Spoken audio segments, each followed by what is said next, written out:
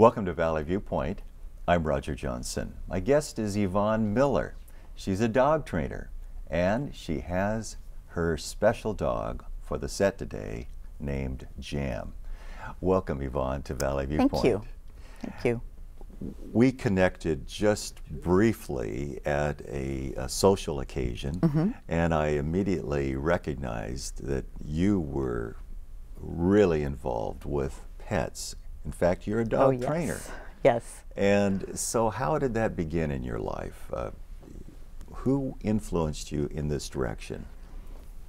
Well, I grew up in an alcoholic home, and I was the youngest, and the youngest has nobody to take out their frustrations on. And so I connected with the dog. And my family was not a horrible family to grow up in, but there were definitely issues from alcoholism. So I don't know, I just click with animals. I love all animals. I can't afford a horse, so I don't own a horse. But I can afford to own dogs, and I just find that in owning the dogs, in training the dogs, I've learned so much about my spiritual life and my connection with God from working with the dogs. And I suppose from what I'm hearing is that you would shudder at the thought of not having a dog when you were growing up with that situation in the home. In other words, you're looking back on that pet as a point of comfort.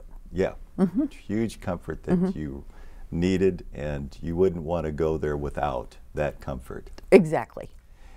And so now, in your adult years, you're learning about the spirit, the spiritual part of your being, did I hear? Yes. When I got my very first dog as an adult, and I accidentally joined an obedience class. I saw it advertised in the paper, and back then we used what is now called the old yank and spank method. We were quite severe with dogs. We yelled a lot, and despite all that, the dogs learned very quickly. But over the years, people have realized that it's not force. You don't need a lot of force to get an animal to do something.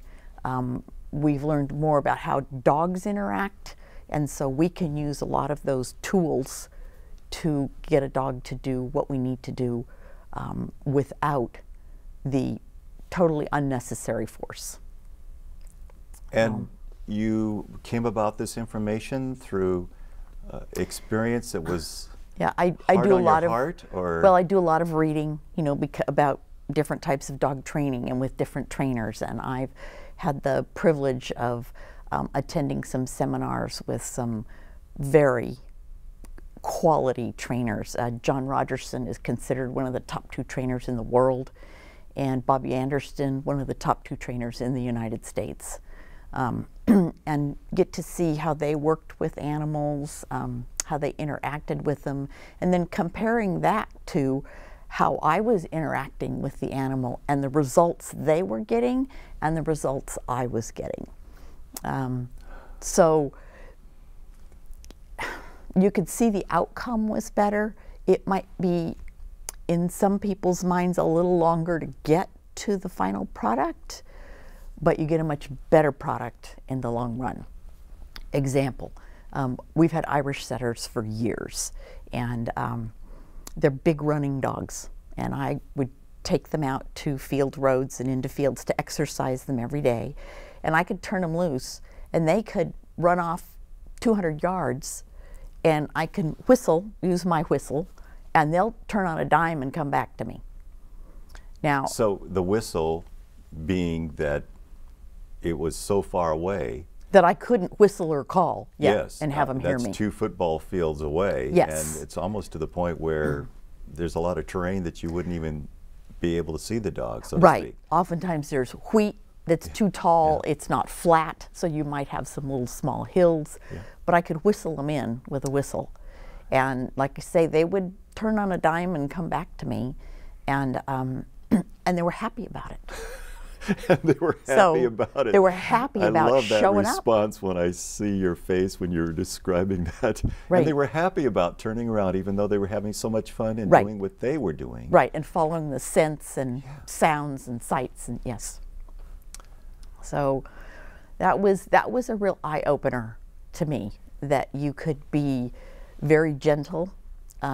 Irish setters, if they've taught me anything, it's you have to keep training fun for them. They'll give you their heart and everything they've got, but if you don't keep it fun, they're going to quit and go home. So that's another thing, having that breed of dog, I had to learn how to work with them, with their personality.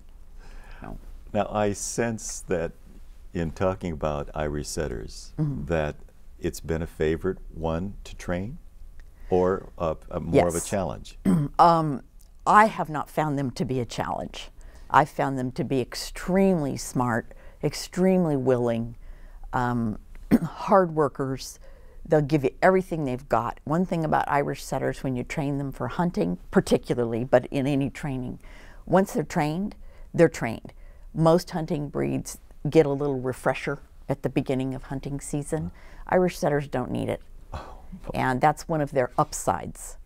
One of their downsides is that they have been very popular dog, and they have been bred a lot, and that never bodes well for the breed. They end up having health problems. It can change their personalities.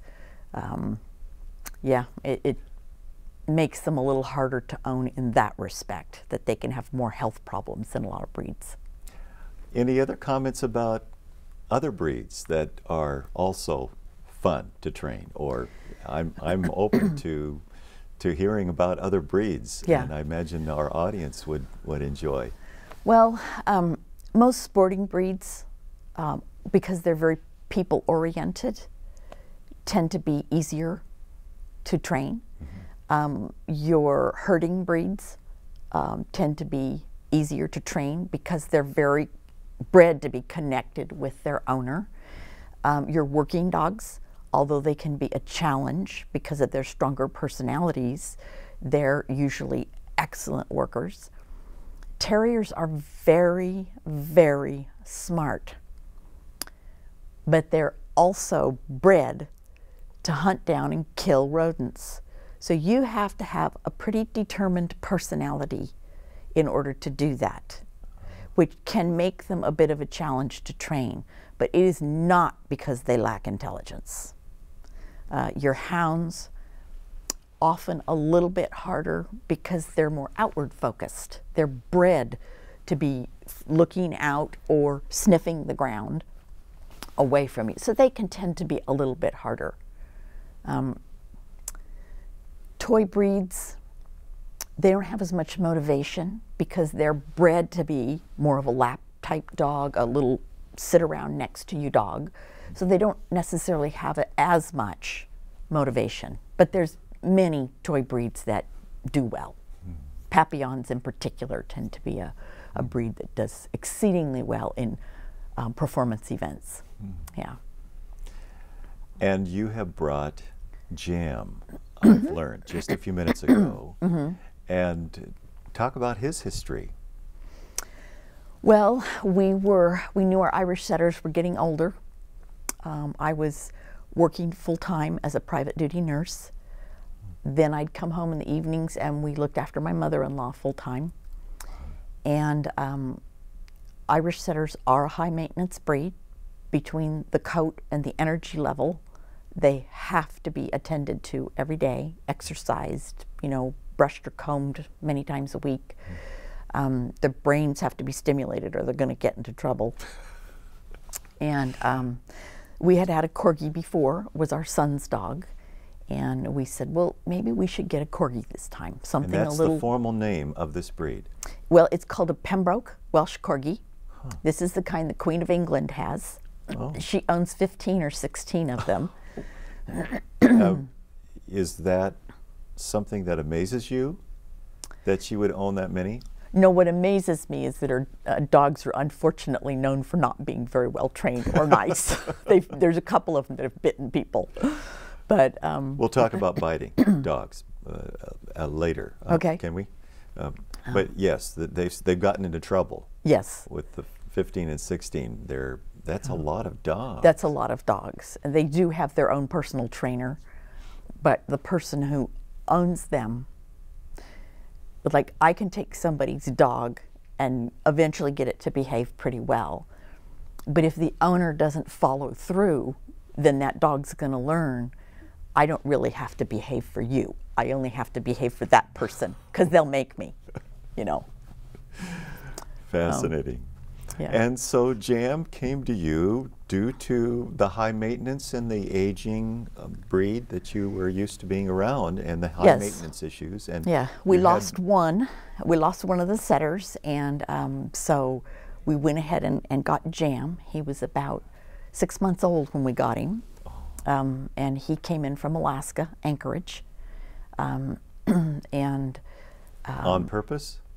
You had a connection up there? I had done research on breeders and looking for a dog that was the kind of dog I was looking for to do performance competition with. So I need a dog who has a little stronger, confident personality rather than a dog who's a little shyer, who might be fine in a home but couldn't withstand the rigors of travel, spending time in a crate, being left at home or in a hotel room while you're going out, going to a show where there might be hundreds or even close to 1,500 dogs with all the noise and the action, and you're still expecting them to do their job. So, I need a little stronger, confident dog. Might be a little more than what most people would be comfortable with. And Yvonne, you enjoy those experiences. Oh, yes. Cutting edge, it keeps you enlivened as a professional dog trainer? Yeah. Well, since I teach classes, it helps if I can say, well, I've done this, this, and this with my dog, but if I don't have a title to prove that, it could mean nothing.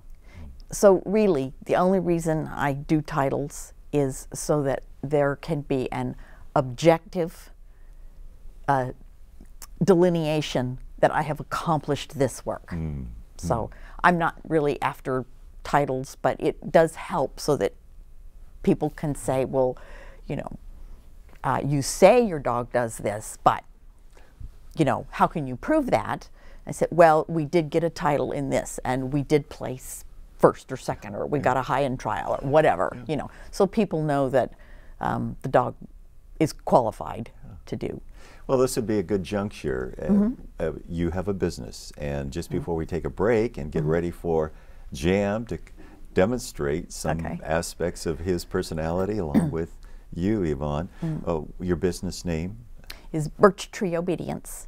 Birch Tree Obedience.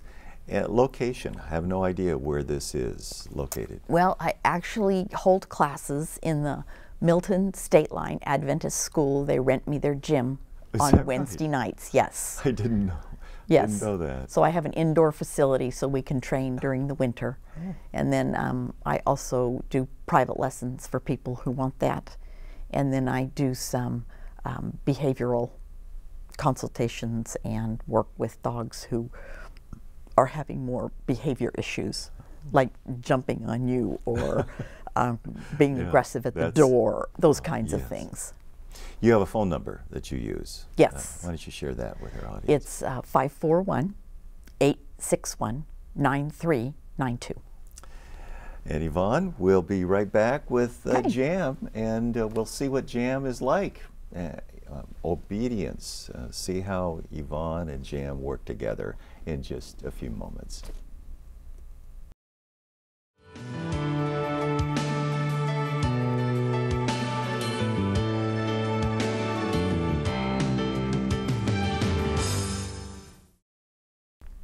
Welcome back to Valley Viewpoint. We're involved with a wonderful experience today talking about pets and talking about training them. And we have Yvonne Miller here with Jam.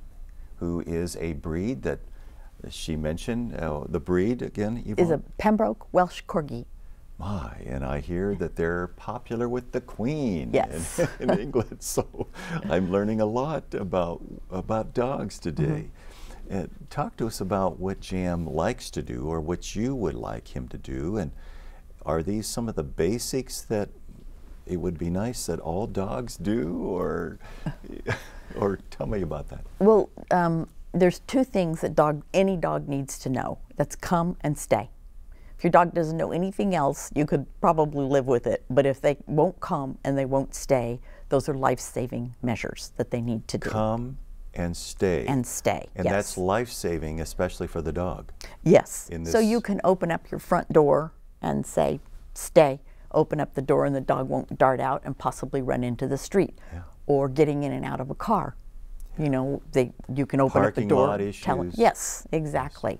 And then come, of course, would be the same thing, is calling a dog in if they're out away from you and you can see maybe there's a car coming or there's loose dogs that you need to, you know, you want to collect your dog up, keep them safer. And your reputation with your vet as well. An obedient dog impresses a veterinarian, I would think. They're so happy. They love it when your dog is even relatively well behaved. So, but I don't just do obedience, which are things like come, sit, stand, stay, all types of healing. That's basic obedience. I also do things like in puppy class, I get you off to a good start with your puppy. So your puppy's handled, so the vet can look at their teeth and the dog doesn't care. The vet can sniff in their ear, take a look in their ear, and the dog's like, okay, I've had this before. You know, they can have in between their toes checked, and you're not having to muzzle the dog or sedate the dog because the vet can't get near them without possibly getting bit. So when do those trainings best take place? Ideally, when the puppies are very, very young. Very young as in, if I'm going to buy a puppy, it should come to me with some of that training and I will continue it. Realistically, it's not going to come with any of that training and you're going to have to do all of it. There's very few people who breed dogs who would put that kind of effort into it. Yeah. And Jam came from Alaska, we Yes, heard. Anchorage. Yes. And what did he come with? Well, at 6 months old, he was completely potty trained. He was what we called crate trained. He loves his crate. He knows how to walk on a leash. He knows how to just lie down, stay there. I could leave him in a hotel room, even uncrated. Now, hotels don't want you to do that, but I'm just saying I could leave him in uncrated. He'll just lay and wait till I come back. I mean, he won't destroy anything. He's got a long-term bladder and bowel, which he came with because the other owner. Maybe. Oh, yes. Finish that. The other owner. Because the breeder. Yes. Practiced those things with the dog. One of the other things she did that is just a big plus is when I take care of his nails. Ever since he was a tiny puppy, she ground his nails. I use a Dremel. You can clip them also, but I use a Dremel tool. And so I just lay him on his side and he just lays there while I do a paw. Oh my. And, you know. He even kind of helps you, huh? He just lays there. He's done that, as you say, with the previous trainer. Yes, yeah, the breeder does that with all of her dogs. And she thought she was going to keep him for a show dog, but he didn't quite turn out. And so she was looking for a home for him. And he had a nice outgoing personality. And she thought he would be a good match, and I was in the market for one, so here we go. And you seemed like you were pleased when he came out of the crate, I was very worried because shipping a dog can really stress him out. But he just laid in his crate and was completely calm, and when I let him out, he just came out and wiggled and said, "Aren't I cute?" And I said, "Yeah, you're adorable, that's for sure." But it turns out he is not really the dog I was hoping for. He minds pretty well. He's a good worker. He's not quick to pick things up, but once he gets them, he does a good job, but he doesn't bond well. He's never 100% bonded with my husband and I. And you notice that how? Any other dog I've ever owned adores me and my husband. They'll just sit there and go, "We love you." They just gaze at you. And he'll spend the evening, the entire evening, in the other room. He never hangs out with us. It's very, very different. What that has done for me is every time you get a difficult dog, you become a better trainer. And so I've had to think, how do I approach this dog? You know, he's not like, and I've had mostly Irish setters, but I've had Corgi, I've had Border Collie mixes, I've had Cocker Spaniel mixes, I've had Pekingese mixes. So, I mean, I've had a variety of dog breeds, but I have to learn to work with who he is and what he has to give me. And that's my challenge as a trainer, to tap into that. And so one of the things I know is that he doesn't like a lot of petting. He doesn't like for you to give him a hug.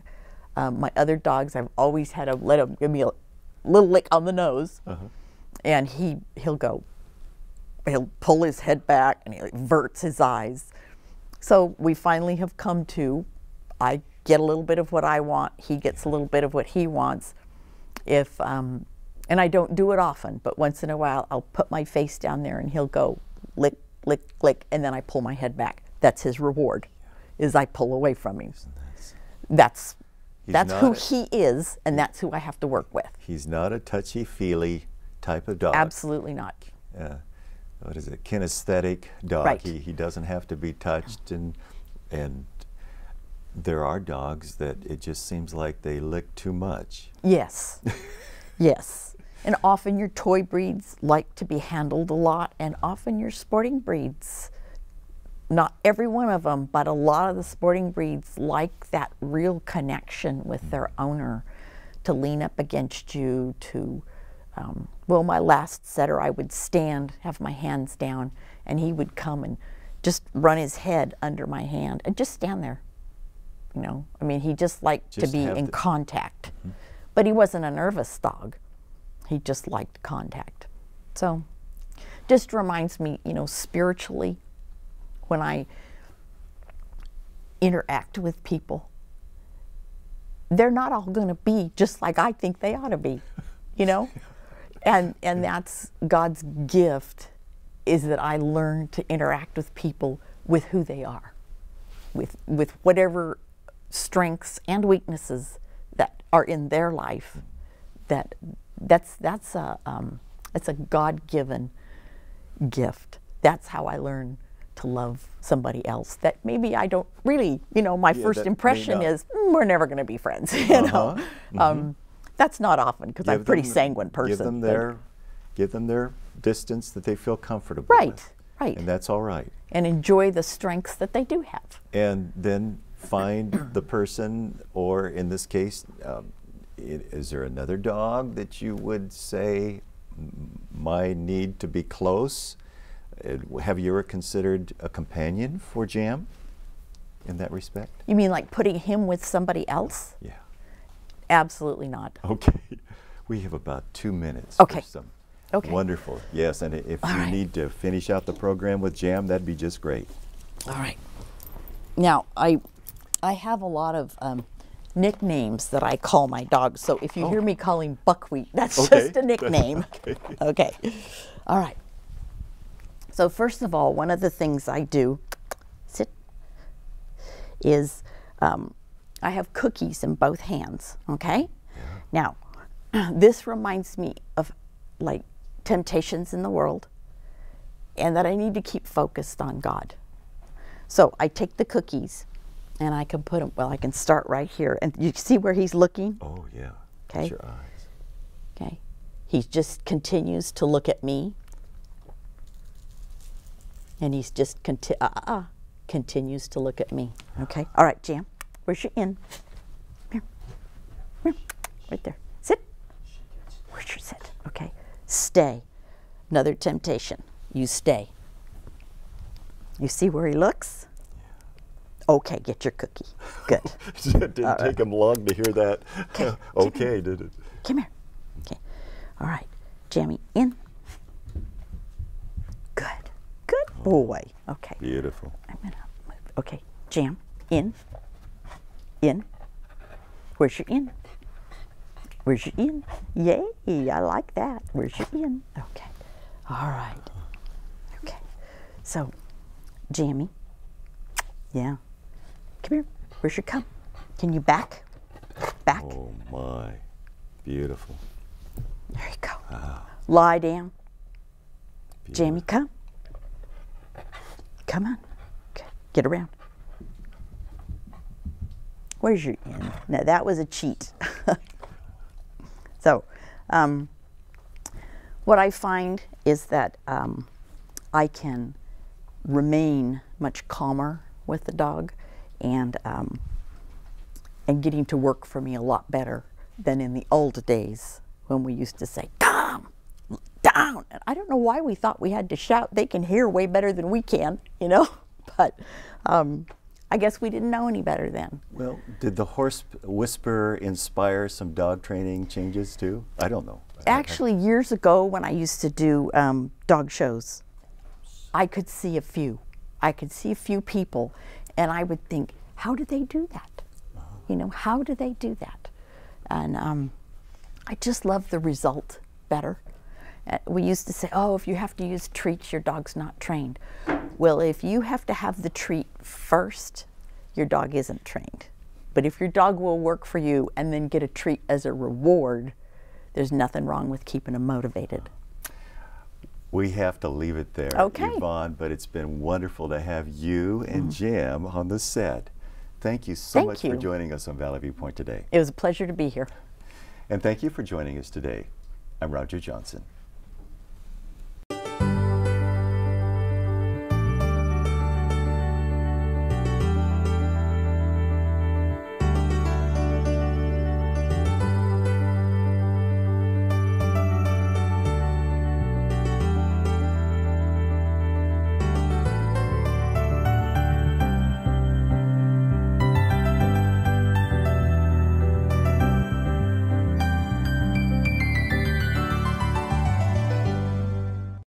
To invest in the soul-winning ministry of Blue Mountain Television, send your tax-deductible gift to Blue Mountain Television, 1200 Southeast 12th Street, Suite 2, College Place, Washington, 99324.